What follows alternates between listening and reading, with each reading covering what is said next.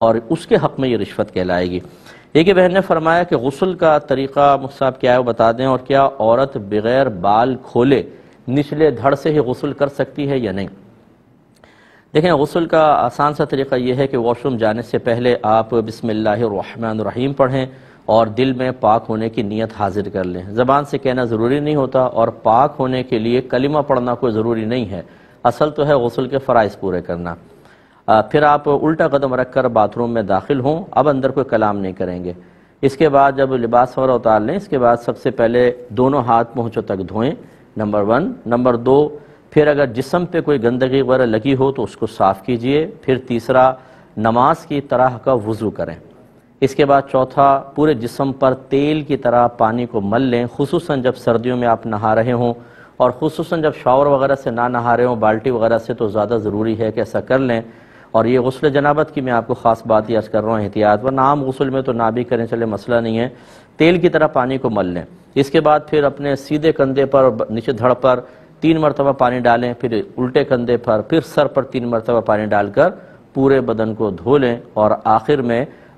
دھوتے ہوئے ملتے بھی جائیں، یہ بھی سنت کریمہ ہے، اور آخر میں پھر کسی تولیہ وغیرہ سے جسم کو صاف کر لینا بھی مستحب ہے۔ سرکار سے دونوں چیزیں ثابت ہیں، کبھی آپ نے تولیہ کو منع کر دیا اور ایسے ہی گیلے بدن پر کپڑے پہن کے تشریف لے گئے، لیکن وہاں عرب کی گرمی تھی تو یقینی سی بات ہے وہ 2 منٹ میں وہ پانی اڑ گیا۔ تو ٹھنڈے علاقوں میں اور عام علاقوں کے اندر ایسا نہ کیا جائے، بلکہ نبی کریم سے جسم مبارکہ صاف کرنا بھی ثابت ہے، تو اس سنت پر پھر عمل کریں۔ یہ غسل کمپلیٹ ہو گیا۔ اگر غسل جنابت ہے تو اس میں خاص طور پر مطلب کلی کا اہتمام، ناک میں پانی چڑھانا، جو اگرچہ وضو میں دونوں فرض پورے ہو جائیں گے، اور پورے بدن پہ اچھی طرح پانی کا بہانا، خاص طور پہ بہنیں بال گھنے ہوتے ہیں، بالوں کی ایک ایک جڑ میں پہنچنا چاہیے، کانوں کے اندر، یعنی سوراخ میں نہیں لیکن کان کے سوراخ کے باہر جتنا ظاہری حصہ ہے اس کو اچھی طرح دھونا۔ پھر اور جسم کے اندر ایسے مقامات کہ آپ کو اگر یہ گمان ہو کہ جب تک اچھی طرح اس میں پانی نہیں ڈالا جائے گا پانی پہنچے گا نہیں، یا صرف مسح ہو جائے گا، تو اب وہ آپ خود اندازہ کر لیں، ان تمام مقامات پر اچھی طریقے سے پانی پہنچانا ہوگا۔ اب جو آپ نے بال کھولنے کا کہا، دیکھیں نبی کریم صلی اللہ علیہ وسلم نے ایک خاتون کو جس کی بالوں میں مینڈیاں بنی ہوئی تھیں، یعنی 3-3 4-4 بنا کے بہت ساری مینڈیاں، ان کو کھولنا بڑا آزمائش تھا، تو سرکار نے ان کو اجازت دی کہ آپ اسی پر پانی بہا لیں، بس سر کے یعنی بالوں کی جڑ تک پانی پہنچ جائے اور سر تک، باقی بالوں پر پانی بہا لیں، کھولیں نہیں۔ لیکن جو عام چٹیا ہوتی ہے اس کو کھولنا ہوگا، اور سر دھوئیں نہ دھوئیں اس پر میں تھوڑا سا کلام کرتا ہوں۔ پہلے ایک کالر میرے ساتھ ہیں۔ السلام علیکم۔ تو آپ کی خدمت میں گزارش کر رہے تھے کہ یاد رکھیں خواتین کو سر دھونا فرض ہے۔ یہ غلط کسی نے مسئلہ نکال دیا ہے کہ جی بہنیں سر چھوڑ دیں، نیچے دھڑ سے نہا لیں، غسل ہو جائے گا۔ ایک بال برابر جگہ بھی سوکھی رہ گئی تو غسل نہیں ہوگا اور جہنم میں جانا پڑے گا۔ میرے آقا صلی اللہ علیہ وسلم نے حضرت علی کرم اللہ وجہہ الکریم کو جب یہ حدیث بیان کی کہ علی ہر بال کے نیچے جنابت ہے، اگر ایک بال بھی نہ دھلا تو جہنم میں ایسا ایسا کیا جائے گا۔